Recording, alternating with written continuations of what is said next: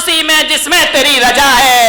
यहाँ यूं भी वाह वाह है, यहाँ त्यों भी वाह वाह, हर समय वाह वाह है। ध्यान रखिए, मिल जाए तो कोई बात नहीं है, चला गया तो आनंद में जियो ना। लेकिन तुम्हारी जिंदगी निराशाओं में जाती है। एक गुलाब का पौधा ये सोचता है कि मैं नारियल के पेड़ की तरह बड़ा हो जाऊं। अब बाजू में लगा है, अब वो सोचे मुझे नारियल का पेड़ बना दे, नारियल का पेड़। अब गुलाब का पौधा कैसे पेड़ बन जाएगा? पेड़ इसलिए दुखी है कि वो सोचता है यार गुलाब जैसे फूल मुझ में आ जाए, गुलाब जैसे फूल, जिंदगी दुखी हो जाएगी। एक जगह मैंने देखा, अरे गुलाब का पेड़ अपनी पौधा अपनी मस्ती में झूम रहा है, नारियल का पेड़ अपनी मस्ती में झूम रहा है। मैंने एक साधु से पूछा, बताओ ये अपनी मस्ती में क्यों है, ये इतने आनंदित क्यों है? बोले इसलिए आनंदित है कि नारियल का पेड़ कभी नहीं सोचता कि मुझ में फूल लग जाए, और गुलाब कभी नहीं सोचता कि मैं इतना ऊंचा हो जाऊं। इसकी अपनी मस्ती होती है और उसकी अपनी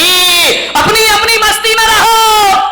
अरे मेरे भाई, पूनम की रात का जो सौंदर्य है ना, कभी कभी अमावस भी बड़ी सुंदर लगा करती है मेरे भाई। यदि अमावस की रात ना होगी तो पूनम का सौंदर्य कौन जान पाएगा? यदि जीवन में दुख नहीं होंगे तो सुख का स्वाद।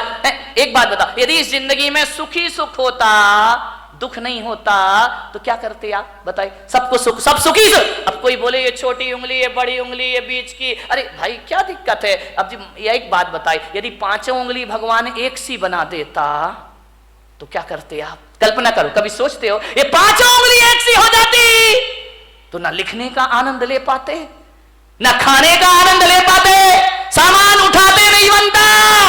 ध्यान रखना, हर उंगली का अपना अपना महत्व हुआ करता है। अंगूठा है और अनामिका है, तभी आप इससे कुछ लिख सकते हैं। ध्यान रखिए, ये बीच की उंगली है, ये ध्यान रखना, ये बीच की उंगली सबसे बड़ी हुआ करती है। ये उंगलियां भी इसके जैसी बड़ी होने का ख्वाब देख ले तो ये दुखी हो जाएंगे। ये अनामिका है, ये नहीं होगी तो सिंदूर कहां से लगाओगे और तिलक कहां से लगाओगे?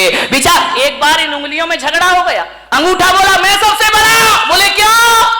बोले देखो मैं सब। बात तो देखो, ये अंगूठा है, दिखाई दे रहा ये अंगूठा, लेकिन ऐसा बदकिस्मत है कि अंगूठा ये है, अंगूठी ये पहनती है। ध्यान, इसके पास नहीं आती अंगूठी, इसके पास आती। ये चार अंगूठी पहनती है, अंगूठा अंगूठी दिखाते रह जाया करता है, उस पर आभूषण ही नहीं आते हैं। बोले मैं सबसे बड़ा। बोले क्यों? बोले मैं मोटा हूं, मेरे बिना चारों उंगलियों तुम लोग कुछ नहीं कर सकती हो, तुम्हारा कोई अस्तित्व नहीं है। तर्जनी ने कहा एक, इसका मतलब मैं नहीं होंगी तो तुम दिखाओगे किसे? ये तो दूसरों पे उठती उंगली, अपने पे तो उठती नहीं है। बोले दूसरों पे उंगलियां उठाने की जरूरत पड़ेगी, मैं तैयार खड़ी हूं। बड़ी ने कहा मैं सबसे बड़ी हूं। अनामिका ने कहा चल, काय की सबसे बड़ी है, मैं नहीं होंगी तो तेरा कोई अस्तित्व नहीं बचे। छोटी वाली चुपचाप खड़ी थी। बोली बहन तू भी कुछ बोल ले। बोले मैं काय को बोलूं, मैं तो सबसे बड़ी हूं। अरे बोली छुटकी ज्यादा बोल रही है, इतनी सी तो है, तो कह रही सबसे बड़ी हूं। बोले तू क्या करती है? अंगूठा ने कहा मैं साइन करता हूं, अंगूठा लगाता हूं। तू क्या साइन करेगा? तर्जनी ने कहा मैं नहीं होंगी तो पेन कहां से पकड़ लेगा? तो बीच वाली ने बोली चल तेरे में ताकत तो मेरे से ही आया करती है। छिंगली ने कहा देखो, छोटी वाली ने, मेरे पास कुछ नहीं है, मैं सबसे छोटी हूं, लेकिन मैं इतना जानती हूं, मैं सबसे बड़ी हूं, मैं सबसे बड़ी हूं। बोले छोटी हो के अपने को बड़ी क्यों कह रही है? बोले इसलिए कि जब जब भगवान को प्रणाम किया जाता है मैं सबसे आगे खड़ी रहती हूं और तुम सब मेरे पीछे खड़े। ध्यान रखिए, प्रणाम करोगे तो छोटी वाली, जो झुकना जानता, जो प्रणाम करता, वो सबसे बड़ा हुआ करता। किसी से क्षमा मांगो, देखो लड़ने में तो तर्जनी तुम तैयार रहती हो, लेकिन जब माफी मांगी जाती है तो मैं सबसे आगे खड़ी रहा कर। सबका आनंद है अपना अपना। सब उंगलियां एक सी हो जाएं तो जीने का मजा क्या बचेगा मेरे भाई? ये छोटे बड़े नहीं रहेंगे तो जिंदगी कैसे चलेगी? इस दुनिया में क्षत्रिय की भी जरूरत है, इस दुनिया में ब्राह्मण की भी जरूरत है, इस दुनिया में वैश्य की भी जरूरत है, और इस दुनिया में शूद्र की भी। शूद्र नहीं होंगे ना, 3 दिन हड़ताल कर दे, जीना मुश्किल हो जाएगा मेरे भाई। ध्यान रखिए, सबका अपना महत्व है, अपने अपने में राजी हो जाओ। राजी है हम उसी में जिसमें तेरी रजा है। यहाँ त्यों भी वाह वाह है। यहाँ कबीर का झोपड़ा एक दिन बेश्या के कोठे के सामने बना दिया गया। बेश्या को बड़ी परेशानी हुई, कबीर को कोई परेशानी नहीं थी। संतों को क्या परेशानी, परेशानी तो संतों से दुनिया को है। कबीर अपनी भक्ति करता था, राम नाम भजन में लीन रहता था। बेश्या को डिस्टर्ब हो गया। रोज बेश्या के कोठे में ढोलक बजती, तबले पर थाप पड़ती, घुंघरुओं की आवाज आती, और जब घुंघरुओं की आवाज और ढोलक की थाप पड़ती, कबीर उस संगीत में अपने राम का भजन किया करता, भगवान का स्मरण। बड़ा आनंद है मुझे इस जीवन में। लेकिन जैसे ही कबीर भजन गाता तो ये दीवाने मतवाले लोग वेश्या के कोठे में जाते और कबीर का भजन सुनते, कबीर के पास जाकर बैठ जाते। अरे वेश्या ने कहा, ये कबीर तो मेरा धंधा चौपट कर देगा। जे लोग आते हैं वासना के लिए, ये साधना में लगा देता है। बोले ये तो मेरी दुकानदारी पूरी बंद कर देगा। वेश्या ने कहा, इसका झोपड़ा हटाओ यहां से, अपना धंधा बंद हो जाएगा। लोग कबीर के पास जाते हैं, शरीर को नश्वर समझने लगते हैं, भोगों को नश्वर समझने लगते हैं। और ये आदमी भोगों को नश्वर समझेगा तो मेरा तो खाना खराब हो जाएगा। वेश्या ने अपने यारों से कहा कि जा, आज रात को कबीर का झोपड़े में आग लगा दो, जला दो रात को। रात हुई, वेश्या के यार गए, कबीर के झोपड़े में आग लगा दी। घास फूस का झोपड़ा धू धू करके जलने लगा। कबीर ने देखा, वाह, अभी तो ये झोपड़ा तू कितना चाहता है मेरा राम, मुझे कितना प्यार करता है।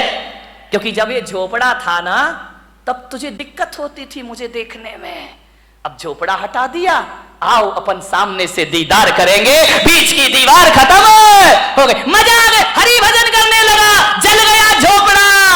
बोले लोग हवन यज्ञ करते हैं तो आहुतियां डालते हैं, वारे मेरे राम जी, तुमने तो मेरा झोपड़ा ही आहुति में डाल दिया, मजा आ गया। अब खुल के आकाश को देखेंगे, चांद सितारों का सौंदर्य देखेंगे। बहुत खुश हुआ कबीर। बात बदल गई। किस्मत को बदलने में ध्यान रखना, 100 साल में किस्मत जरूर बदलती है, ध्यान रखना। ऐसा कोई नहीं जिसकी किस्मत ना बदलती हो, जरूर बदलेगी किस्मत। आज है कल नहीं रहेगा, आज कुछ नहीं है कल सब कुछ होगा, ध्यान रखिए। हवा का एक झोंका आया और कबीर के झोपड़े की आग वेश्या के कोठे तक पहुंच गई।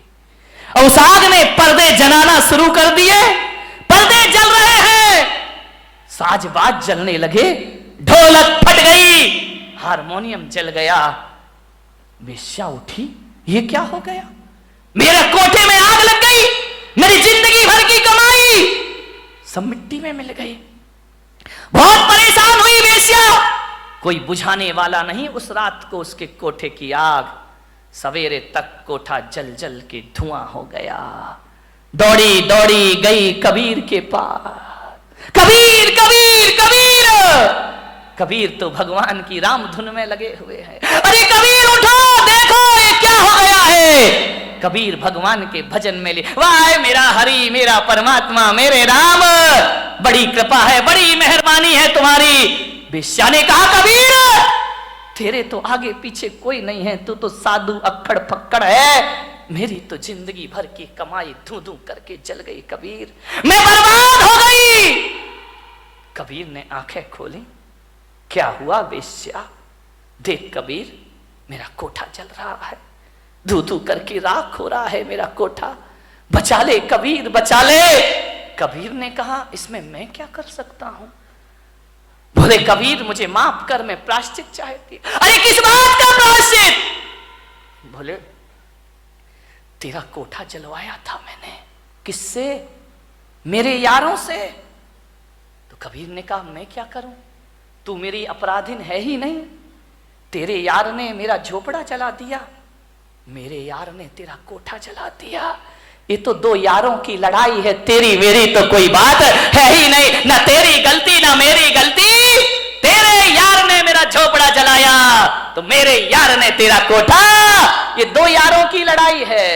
अब देख वेश्या किसका यार दमदार है, देख मेरा यार दमदार है या तेरे यार। जो कल यार तेरे साथ घूमा करते थे तेरे लोग, आज एक भी तेरे पास नहीं है।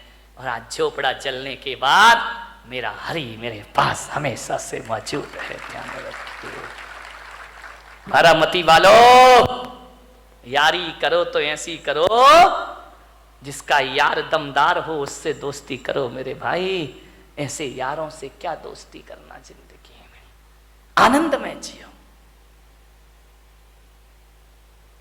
सूरत में एक मेरे भक्त ओम प्रकाश बाबूजी अब इस दुनिया में नहीं है, मैं भीलवाड़ा में कहीं था, रात पता चला कि उनकी फैक्ट्री में आग लग गई, धू धू करके फैक्ट्री जल गई। मेरे पास, मेरे स्टाफ के पास फोन आए कि बाबूजी की झोपड़ी बुरी मिल जल गई है कपड़ों की। वो जिन शरणम के अध्यक्ष थे उस समय, बाबूजी की फोन पर स्पीकर खोल के बात हुई। मैंने कहा बाबूजी ये जो मिल जल गई आपकी, कहां है आप? बोले कहां हूं, सामने खड़ा हूं, मिल जल रही है कपड़े की, आप कुछ नहीं कर रहे। क्या करना महाराज, कर भी क्या सकता हूं, मैं तो बुझा नहीं सकता। बुझाने वाले अपना काम कर रहे हैं, मैं अपना काम कर रहा हूं। मैंने कहा क्या हुआ? कुछ नहीं महाराज, चिंता मत करो, आपका हाथ हमारे सिर पर है, ऐसी 10 मील फिर खड़ी करने की मैं ताकत रखा करता हूं। वो आदमी कमजोर नहीं पड़ा, वो शख्सियत कमजोर नहीं पड़ी, हौसले हैं महाराज। आपका शिष्य इतना कमजोर नहीं है, 2 मील क्या ऐसी और भी जल जाए तो भी मेरे मन में कोई फर्क पड़ने वाला नहीं है। मैंने कहा बाबूजी आप उस समय क्या महसूस कर रहे थे जब वो मुझसे मिलने आए? बोले क्या कर रहा था, आपका हाथ सिर पर है ना, भगवान मेरे साथ है ना। तो मैंने कहा जब मील जली हुई देखी आपने तो क्या महसूस किया? बोले यही किया कि पेड़ से कुछ पत्ते हैं झड़ गए हैं, पतझड़ है, सावन फिर आएगा, मैं फिर हरा हो जाऊंगा। ध्यान रखें।